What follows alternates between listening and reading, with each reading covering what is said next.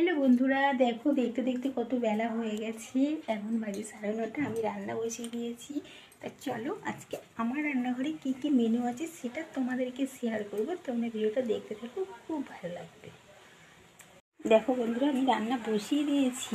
দেখো চাটনি হচ্ছে, কিন্তু না, চাটনিটা আগে হচ্ছে না, তার আগে ডাল হয়ে গেছে আলু দিয়ে। দেখো ভাতও হয়ে গেছে।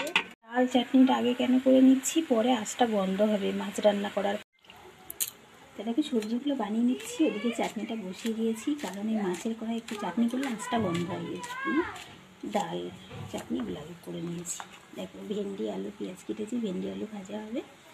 আর হচ্ছে এখানে এদিকে দেখো আজকে খয়রা মাছ এনেছিল, খয়রা মাছটাকে আলু পেঁয়াজ দিয়ে চচ্চড়ি করবো তাই ভাবছি, কারণ এইসব মাছগুলো আমার খেতে খুব ভালো লাগে। এদিকে ভেন্ডি আলু কেটে রেখেছি, তো আলু পেঁয়াজ কেটে জলে দিয়ে রেখেছি। আলু পেঁয়াজ দিয়ে আজকে খয়রা মাছ রান্না হবে।